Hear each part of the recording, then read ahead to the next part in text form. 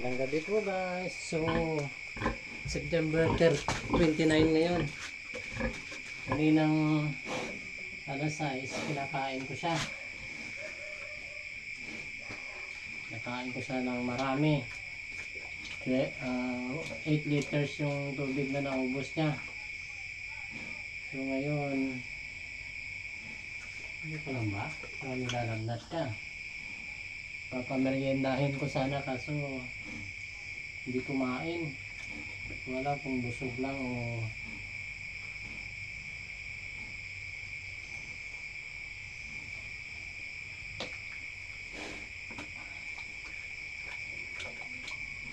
kaya pinainom ko nito. Bali walang kubra. Sting lang ang available sa tindahan dito kaya ito sting na lang. Mas gusto ko sana yung kubra eh. Sige, inom na. Hindi ko alam kung nahawa ulit ng swine to kasi yung mama ko pumunta doon sa may sa may baboy na nahawa ng swine. Nagatid siya ng bill sa kuryente. Tapos doon nagkwento-kwento pa. Kaya ito medyo matamlay na naman. Sige na. 3 araw na sana itong malakas eh. Gusto mo ng soft drinks. Sige pa. May Bioflow, may kinamit amoxicillin to guys. Para panigurado. Gusto mo uminom.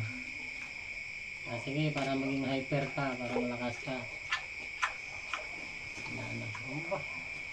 Sige.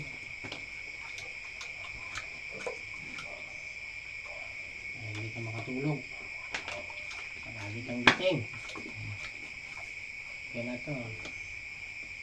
Lakas-lakas mo kanina. Kanina lang guys, nagatid ng bill sa kuryente kasi due date namin dito October 1. So September 29 kanina hinatid yung bill. Sabay-sabay magkalapit lang kami ng mga bahay. Binigay dito sa amin yung ibang bill. Tapos hinatid ng mama ko doon sa mga bahay-bahay.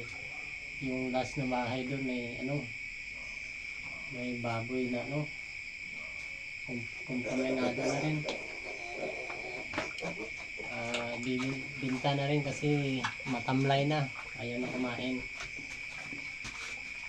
Ay balitan ko nga. Ba't sabi ko pumunta ko doon alam mong may baboy doon. Ay nako. Hindi nag-iingat. Ito nahawa siya nung una. Yung tsuhin ko kasi nagbabantay dun sa babuyan. Nakita kami nag-usap pero may distansya kami na mga 2 dipa o 1 dipa yata. Pero pagdating ko dito naligo ako tapos pumunta ako dito sa baboy. Kinaumagahan yun na yung hindi na siya makatayo, hindi na makagalaw.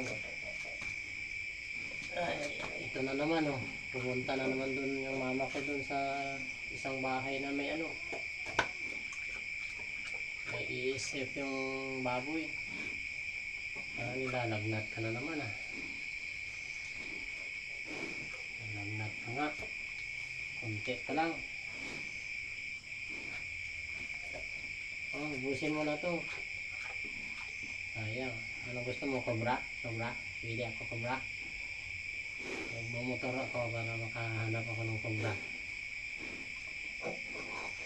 Yan guys. Ito yung pagkain niya Marami Dinamihan ko paglagay kasi ang dami niya nang kumain. Marami na siyang kain. Ngayon pag mimeriendahin ko siya na siya ngayong alas 8 o alas 8:30 ngayon.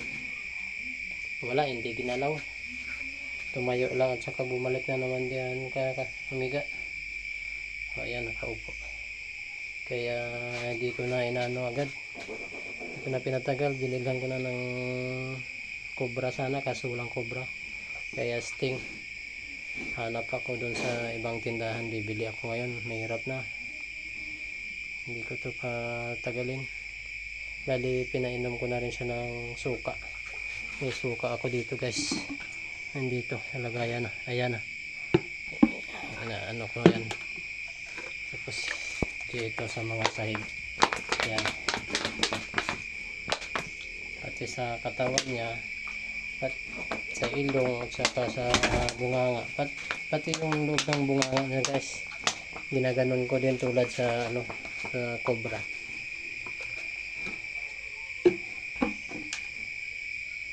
Pampalasa kasi yung yung maasim yung suka. Pag wala kang pangamoy o panlasa masyado, o pangit yung kuan mo, pakiramdam, suka lang yung mga maasim, yan yung mga gamot. Kaya dito sa baboy yan ginagawa ko. Dito yung mga biik, hiniwalay ko, tulog. Busog pa yan kakadidi.